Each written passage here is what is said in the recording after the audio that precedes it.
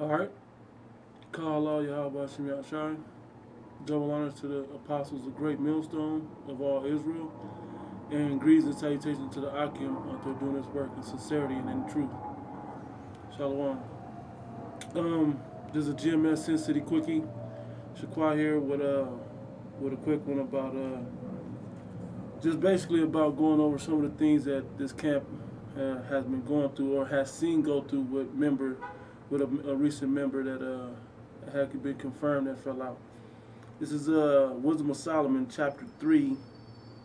I'm going to start at verse 3.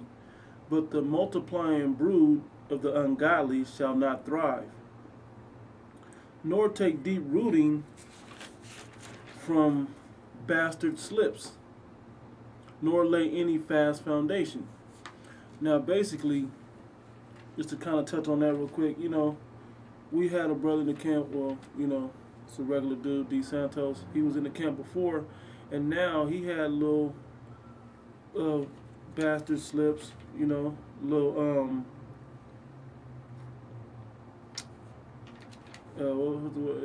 nor lay any fast foundation. Basically, his foundation wasn't set in the right manner. He had been in the truth a couple years or whatever, maybe 3 or 4 years, something like that. And but those little bastard slips kind of proved that his foundation wasn't set in stone. Reading on, it says, for though they flourish in branches for a time, yeah, because he was thorough as far as precepts and breakdowns, but the deeper understanding of how to conduct himself as a man of the Lord wasn't always there.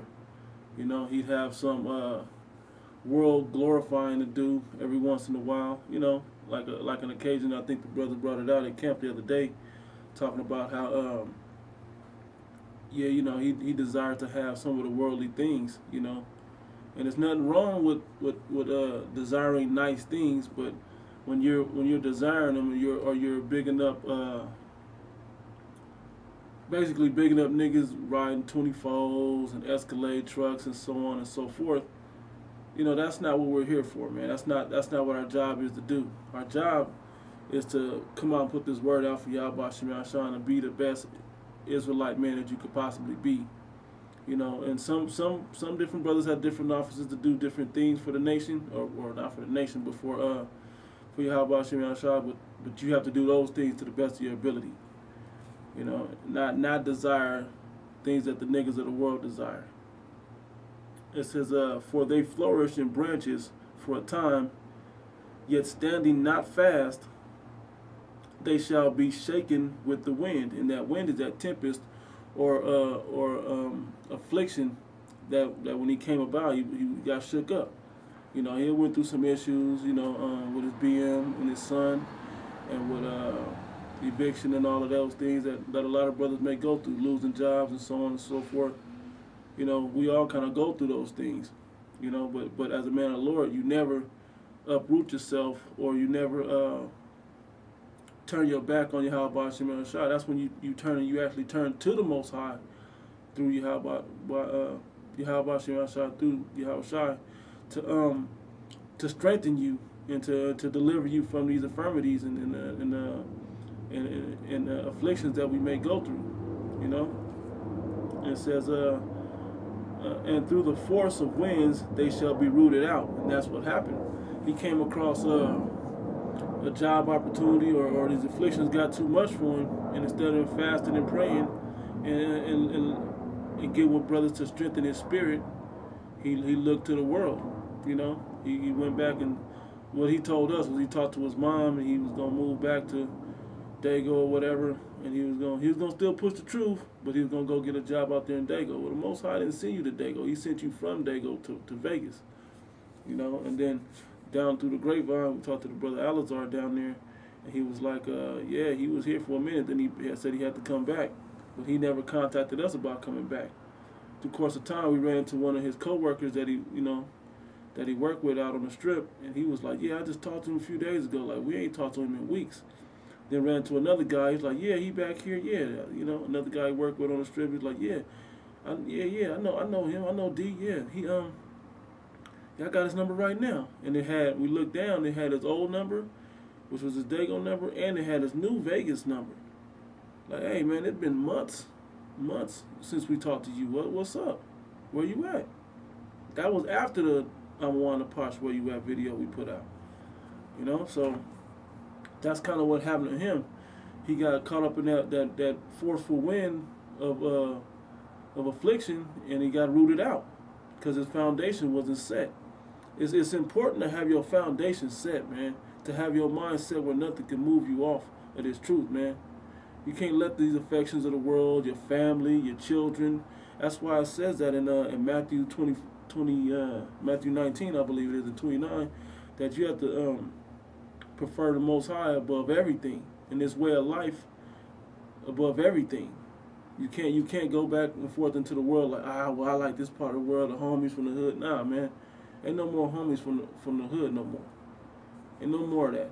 You know, we can't be associated with niggas no more, because you are the company you keep. Now, if you have a family, like, I don't even really deal with my family like that anymore. You know, I mean, I have some family members that you come to the family function and we have that family thing in common. But as far as just hanging out with you, hey, let's go to the club. Nah, I'm not going to the club. I'm definitely not going with you.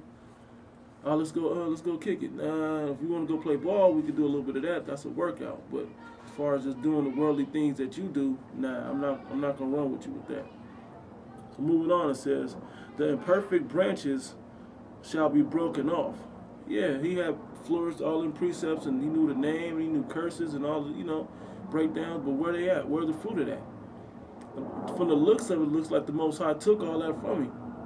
Hairline all lined up, beard all trimmed down to the little thin John B, as we call it, you got extra tattoos and shit going on. Like, hey, we can see the demons, spiritual brothers can see the demons on you. We can see your eyes is all low from smoking weed, and your lips is black. So that's the evidence right there that you're smoking it. Moving on, it says, the imperfect branches shall be broken off. Their fruit unprofitable, not ripe to eat, yea, meat for nothing. Yeah, so all that you did, all that work you were supposed to have put in, that did nothing. Like we broke down in camp the other day, man, once you put your hand to the plow, man, you went and then you turn back, you worse off than if you never touched the plow. A 2/3 is going to get less of a harsh judgment than you, because you tasted the glory of the Most High and then turned your back on it.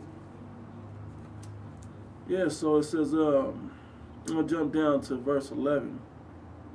It says, yea, speedily was he taken away, lest that wickedness should alter his understanding, or deceit beguile his soul. And that's what happened to him. That wickedness should alter his understanding of the Most High. Him wanting to desire other things, to get himself out of certain afflictions, to get his son and everything out of certain afflictions. Well, your son, if he's meant to make it, he got to take some of this affliction as well. He take the affliction of being a Jake, with the whole nation under these curses. So he got to take the affliction to get up out of here as well. And that goes for everybody, man. Your brothers that got children, man, you got to deal with that. You got to deal with that. You got to deal with your children going through shit as well. But you still got to keep putting in them the righteous things of this book, man, the righteous things of the Most High.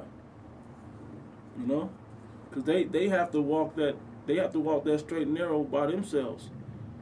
They don't piggyback. I mean, they know the path because you lay the path for them, but eventually they got to walk that path themselves. Moving on, it says, I'm reading that again. It says, yea, speedily was he taken away, lest that wickedness should alter his understanding, or deceit beguile his soul. The deceit of the world beguiled his soul. It tricked him. Tricked his spirit into him wanting to go back into the world. Verse 12, it says, for the bewitching of naughtiness do obscure the things that are honest. You're thinking that you can get out of it, make a little money to come up a little bit. It obscures the things that are honest. Honest meaning that are righteous, according to Yahweh Hashem Yahushua. It obscures those things. It changes the course of those things. It says, and the wandering of concupence which I looked at where concupence is. Con, con, concupence, man, says a strong desire. You know, your strong desire, you're wandering back into the world of your strong desire of your concupence, do undermine the simple mind. It undermines that, and you know, the thing that your deep desire should be to the Most High, especially if you're in this truth. It should be to the Most High with that singleness of mind. You know, so I was just reading in Wisdom of Solomon, and I came across that, and I was like, damn, that fits the spirit of what kind of went on. So, you know, hope brothers edified, hope brothers learned something, and to keep your faith strong, keep yourself strong, stay rooted in these scriptures, and don't waver, man. Stop being disenchanted and wavering from the ways of the Most High, and take your affliction like a man, like a strong soldier, you know, like a good soldier, you know. Keep your head down and in these scriptures, and keep your eyes open to the things that's going on in these prophecies, man. With that, shalom.